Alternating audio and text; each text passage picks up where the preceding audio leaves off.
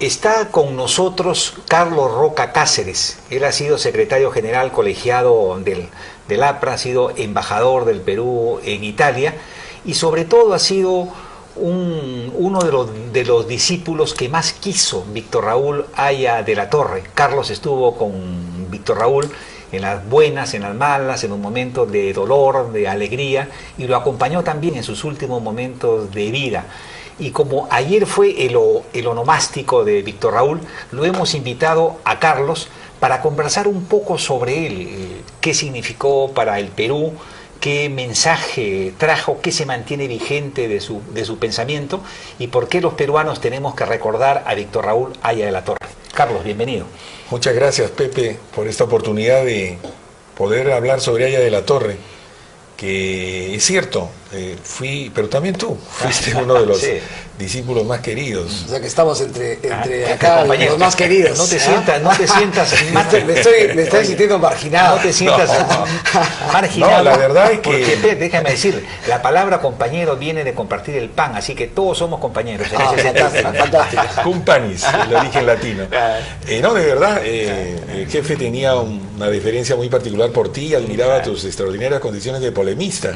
Y yo no me puedo olvidar que en la San Martín y luego en otras universidades tú brillabas con luz propia, ¿no? Por eso me complace inmensamente poder estar contigo hoy día y contigo también. Además porque el origen arequipeño, camanejo, me hace recordar a parientes de Camaná, ¿no? Los Dongo. Bueno, y yo lo único que puedo decir es que realmente Haya de la Torre fue una personalidad trascendental en la historia del Perú. El diario El Comercio, que como ustedes saben nunca fue adicto al APRA ni a Haya de la Torre, cuando tuvo que hacer una encuesta sobre el peruano del milenio, el primer lugar lo ocupó Miguel Grau, pero el segundo lugar lo ocupó Haya de la Torre.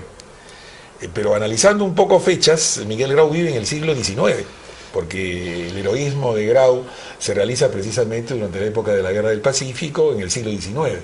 En cambio, la vida y la lucha de Haya de la Torre fue en el siglo XX. Por eso yo digo, el peruano más ilustre del siglo XIX es Grau, pero el peruano más ilustre del siglo XX es Haya de la Torre. Y trasciende las fronteras del partido, ¿no? O sea, yo creo que la personalidad de Haya no puede ser propiedad solamente de nosotros los que somos apristas, sino es una personalidad que realmente convulsionó la historia política del Perú, en el sentido que trajo un mensaje nuevo, sobre todo era el mensaje de un partido, de un gran movimiento popular que quería la justicia social, pero con libertad. Carlos, los que no tuvimos la suerte de conocerlo, a Víctor Raúl Haya de la Torre, ¿qué hubiese significado su presencia ahora? Digamos,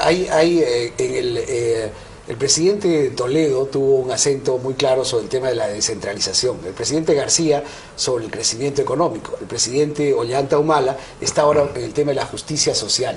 Si Haya de la Torre estuviera con nosotros hoy gobernando el Perú, ¿cuál sería su acento para los que no lo conocimos?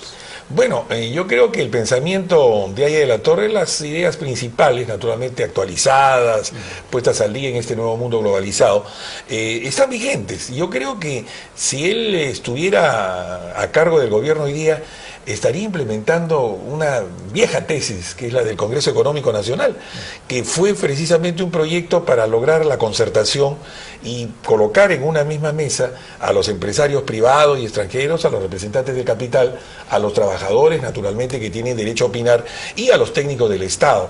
Cuando hoy día vemos todos estos conflictos, ¿no?, que se presentan en el Perú, precisamente porque falta un organismo que pueda planificar el desarrollo, que pueda concertar, que pueda juntar en una misma mesa a todos los que tienen que contribuir al progreso del país. Por eso, si tú me preguntas cuál sería uno de los proyectos más importantes que Haya de la Torre podría levantar en esta hora, sería precisamente la del Congreso Económico Nacional, el Congreso de la Concertación. Otro tema que él tendría en cuenta sería la descentralización, ¿no? Él fue un hombre que siempre creyó en la necesidad de la descentralización, quizás a través de un proceso de regionalización, pero con la tesis de Javier Pulgar Vidal, o sea, las regiones transversales que tuvieran costa, sierra, selva, que tuvieran todo aquello que podía contribuir al desarrollo de una determinada zona económica. Es inconcebible, pues, una región huancavelica o una región mojegua, sí, pues, ¿no? Eso es no imposible. son regiones, son departamentos. Así es. Creo que realmente como lo estás poniendo, Carlos, su mensaje pues se vuelve actual, porque justamente antes de que ingresaras estuvimos conversando con Pepe respecto a que el problema del Perú ahora no es la ingeniería, el problema del Perú no son los recursos. Bill Gates nos ha catalogado ahora que tenemos los recursos para ser considerados pronto como un país europeo. El problema son los conflictos. Y entonces, cuando tú pones esta mesa de concertación, probablemente si pudiésemos solucionar los conflictos, en este caso socioambientales, el Perú tendría la posibilidad de en muy corto plazo acabar con la pobreza. Así es. Yo me refería a organismos concretos como podría ser el Congreso Económico Nacional o el proceso de descentralización, pero las tesis, por ejemplo, sobre el trato con el capital extranjero, ¿no?, que hoy día está tan en boga, la relación con las fuerzas de dominación que existen en el mundo, ¿no? Llamémoslas como las llamemos, algunos llamarán el imperialismo económico, la globalización o lo que sea, pero obviamente hay fuerzas poderosas con las cuales hay que saber tratar, y como decía ahí de la Torre, hay que tratar con el capital extranjero, hay que negociar con él, hay que ponerle condiciones y sobre todo hay que aprovechar todo aquello que puedan aportar para nuestro beneficio. La tesis esa famosa que repetía machaconamente en los años 70, ningún país subdesarrollado podrá salir de su retraso sin la ayuda económica y tecnológica de los países desarrollados. No hay discurso de Haya en los años 70 que no insistiera en la necesidad del capital extranjero, de la tecnología, pero obviamente orientados hacia el desarrollo y el progreso. Y ahí había una gran diferencia con respecto a los que pensaban los comunistas. Los comunistas veían al imperialismo como un gigante, como un monstruo feo, malo, que viene a hurtarnos nuestras riquezas. Víctor Raúl no, lo veía como un fenómeno económico, claro, con el cual había que tratar para sacar el máximo provecho de su obra civilizadora. Claro, esa es la ambivalencia del imperialismo, como dice, tiene su lado bueno, tiene su lado malo, hay que aprovechar el lado bueno, hay que resistir el lado malo. Era una forma de negociar con los poderes, ¿no? Inclusive en la época de la Segunda Guerra Mundial, ¿no?, cuando Franklin Delano Roosevelt plantea la buena vecindad, ahí a la Torre le responde con su tesis del interamericanismo democrático sin imperio. O sea, había que dialogar, pero él decía, ¿cómo es posible que los Estados Unidos se lancen a la gran aventura de la defensa de la democracia en Europa contra el nazismo y el fascismo, y en cambio tengan aquí dictaduras militares oprobiosas que negaban los derechos humanos? Entonces ahí a la Torre entendió que era necesario tratar y dialogar. Y el otro tema, el de la integración latinoamericana, porque para ahí a la Torre no había solución a los problemas del Perú si no se daba en un contexto latinoamericano. Y desde el año 24 y desde el Congreso de Bruselas del año 27, él planteaba la necesidad inclusive de procesos subregionales, porque cuando ahí a la Torre el año 27 en Bruselas plantea su tesis de los 4 sectores, México, Centroamérica y el Caribe, por otro lado la región bolivariana, Venezuela, Colombia, Ecuador, Perú y Bolivia, Chile y los países del Plata, Argentina, Uruguay, Paraguay y Brasil, estaba prefigurando lo que hoy día pues es el mercado común centroamericano, la comunidad andina, el Mercosur. Carlos, pero mira eso, la visión, ¿no? Pero en eso yo estoy completamente de acuerdo contigo en la vigencia del pensamiento de Víctor Raúl de la Torre.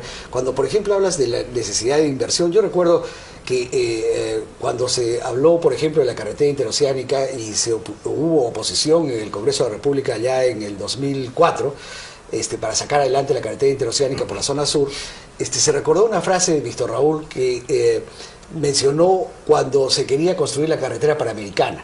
Él decía, no hay que preguntarse cuánto le costará al Perú construir la carretera panamericana. Lo que hay que preguntarse es cuánto le costará no hacer la carretera panamericana. Era un planteamiento, ¿no?, de él en todos los campos, en el campo de la educación, en el campo de la salud, en el campo de los medios de comunicación. Pero en el campo de la conexión latinoamericana, nuestro primer comprador ahora es China.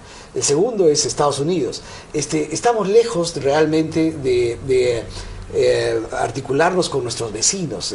Pareciera ser que el club de los vecinos no es precisamente el mejor club para el Perú. Bueno, hay dificultades, obviamente, la misma comunidad andina está en crisis, ¿no? Pero yo creo que el propósito, ¿no?, de integrar a nuestros pueblos como un arma para el desarrollo, yo creo que es importante.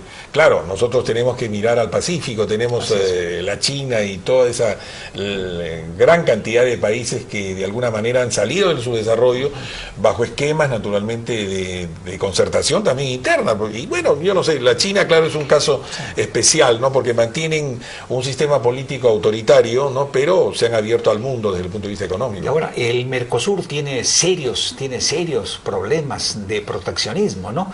En cambio, la Alianza del Pacífico que planteó Alan de Chile, Perú, Panamá, Colombia y México, ¿no? Con políticas económicas, ¿no? Volcadas hacia el Pacífico, sí, representan un potencial bastante serio, ¿no? Claro. ¿No? No, sí, sí, yo por ahí creo se que puede ahí, comenzar, ¿no? ahí Por está ahí el se puede camino, comenzar, ¿no? ¿no? El camino, ¿no? Nosotros podemos insistir en el tema de la integración latinoamericana, ¿no? Pero teniendo también mucho realismo. Y la vieja tesis de Haya, ¿no? El imperialismo es un fenómeno que, obedeciendo a leyes económicas, copa y rebasa su frontera dirigiéndose de los países subdesarrollados, los cuales, obligados por una ley económica de necesidad de capitales y tecnología, estamos obligados a aceptarlos en desigualdad de condiciones, produciéndose allí los abusos característicos del capital financiero. Pero si a ese poder le oponemos un conjunto de países, entonces podemos negociar en igualdad de condiciones o en mejores condiciones. Por eso es tan importante el planteamiento de la unidad política y económica de América Latina. Pero comencemos por bloques, no necesitamos comenzar como un conjunto. Además, ¿no? ahí nosotros tenemos la experiencia del año 85, bueno, 86, cuando lanzamos la tesis, ¿no es cierto?, de no pagar la deuda externa, sino por el 10% del valor de las exportaciones. Pero lo hicimos solos, o sea, enfrentándonos solos al Fondo Monetario. Una locura, eso fue una locura. Eso fue una locura. No quisiera utilizar esa expresión, pero fue un error no sí. querer solos avanzar con nuestra bandera defendiendo los derechos del Perú. No se puede. Pero si nosotros hubiéramos podido concertar con Argentina, con Colombia, con Venezuela, con México, había presidentes amigos. Alfonsín estaba en Argentina, teníamos a Lucinchi en Venezuela, teníamos a Jaime Paz Amor en Bolivia, teníamos a varios presidentes que hubieran podido concertar, ¿no? ¿Sabes qué decía Lenin? Y eso lo repetía mucho Víctor Raúl: revolucionario no es el que se lanza contra un batallón sabiendo que va a perder, sino el que da paso atrás y regresa cuando las fuerzas se han equiparado. Claro, claro.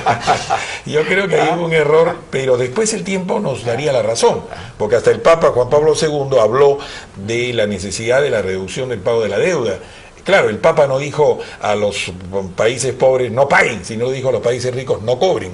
Pero era lo mismo.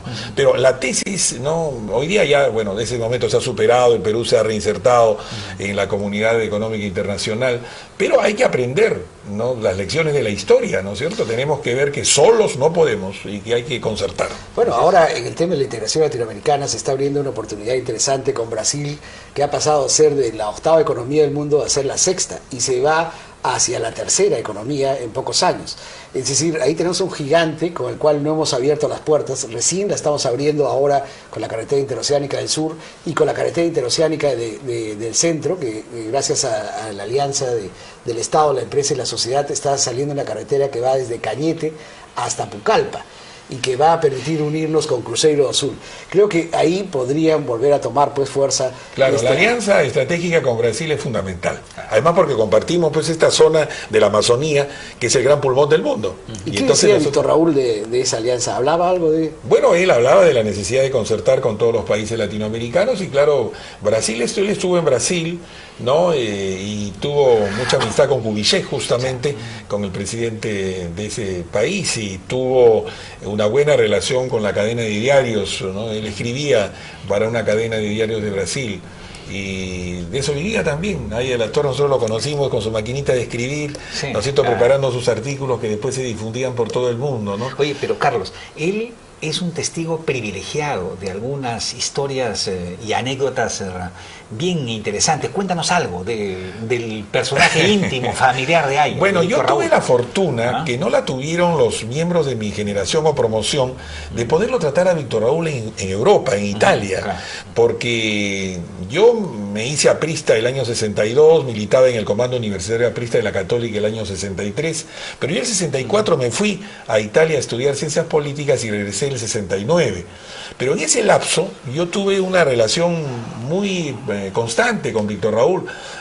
Yo me reencontré con él en Roma el año 66, después vino a mi universidad en Turín el 67, nos vimos en Roma el año 68 cuando él no imaginaba el golpe militar del 3 de octubre. ¿Y de qué edades estábamos hablando? ¿Tú tenías...? Bueno, yo tenía, el año 66 tenía 20 años. ¿Y, ¿Y Víctor Raúl? Bueno, él tenía 72, ¿no? O 71, 72 años. Cuéntanos unas anécdotas. Bueno, entonces yo tuve oportunidad de conocerlo más de cerca, ¿no? De verlo en su lado humano. Este hombre de una gran cultura, de un hombre que podía disertar, ¿no es cierto?, sobre tantas cosas. Por ejemplo, una anécdota, ¿no?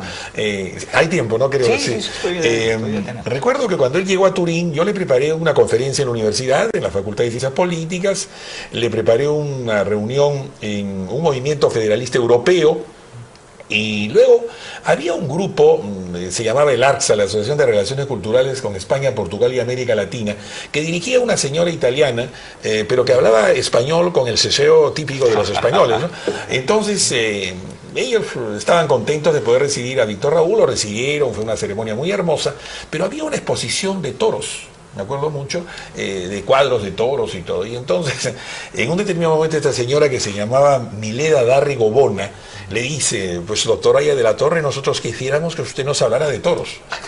Y entonces, oye, Víctor volteó, me miró y me dijo, en la que me has metido. Oye, pero fue una hora, habló de toros. Y sí, yo me quedé, y yo lamento mucho no haber podido grabar esas cosas que uno cuando cree que la persona que tú quieres no va a morir nunca, sí, pues, y que lo tienes a tu lado, ¿no? Para siempre. Pero fue impresionante, se remontó, bueno, al Minotauro, empezó a hablar de Creta, pasó a Grecia, a Roma, habló de Ursus y del famoso el Quo Vadis, empezó a hablar, por ejemplo, de los orígenes de las plazas de toros, se sabía muy bien lo de la Plaza de las Ventas de Madrid, habló de su amistad con Belmonte, cuya hermana se casó con una de Cosío del Pomar, una hermana de Cosío. O sea, hay cosas así, ¿no? Que vio a Manolete en Lima el año 46. Terminó, bueno, explicando toda esta cosa de toros. Me quedé impresionado, una hora hablando de toros.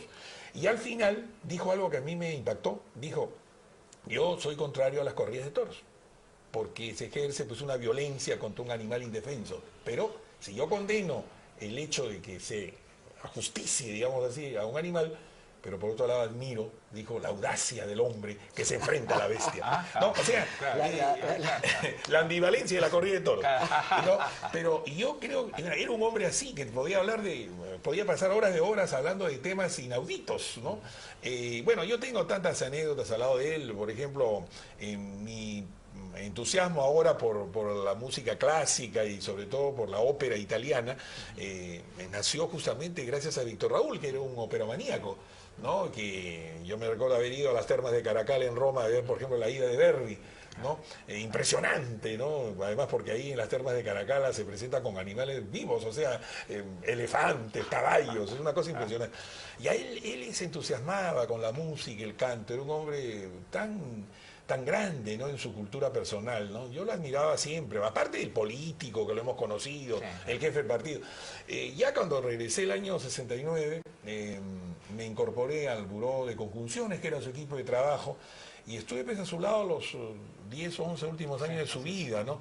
Mi experiencia de la constituyente, ¿no? O sea, para mí la experiencia, nosotros que hemos sido parlamentarios y que hemos visto cómo ha descendido el nivel, bueno, el de hoy ya es increíble, ¿no es cierto?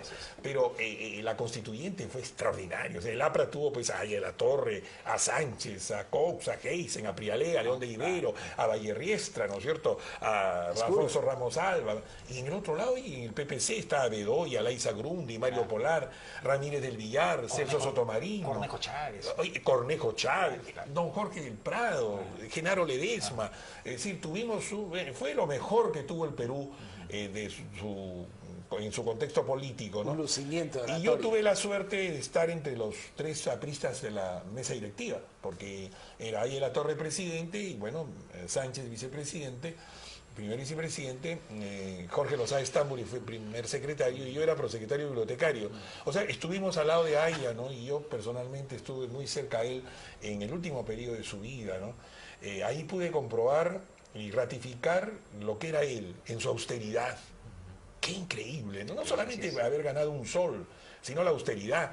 A propósito de la austeridad, yo recuerdo mucho que cuando tuvimos que reunirnos en la primera sesión de la mesa directiva, el oficial mayor Chacón, un gran y buen hombre, le dijo a Aya de la Torre, bueno, señor presidente, el gobierno ha puesto a disposición de los señores miembros de la directiva automóvil con chofer y dotación de gasolina. Hubo un silencio y de repente Víctor Raúl voltea y me mira y me dice, ¿no querrás carro tú? Y no, dije yo. Entonces él dijo, los apristas renunciamos al automóvil y a todo. Alaísa Gurundi dijo, también nosotros. Y yo recuerdo que después tanto Luis Alberto Sánchez como Jorge Lozada refunfuñaban un poco. No, Jorge me dijo, voy a tener que traer mi carro de Arequipa. Bueno, yo tenía un Datsun viejo de mi papá y con eso nos movilizamos. Pero ahí en la torre era así. O sea, la austeridad que impuso a la Asamblea Constituyente fue tremenda. O sea, transmitía es una fuente de inspiración.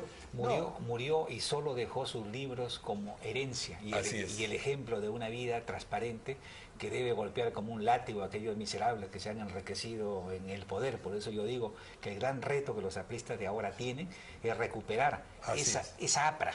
La APRA histórica, la APRA moral, que se abrió un surco y un camino en este país. Así es. Ahí en la torre fue verdaderamente ejemplar. No tenía apego a los bienes materiales. Jamás morirá, ¿no?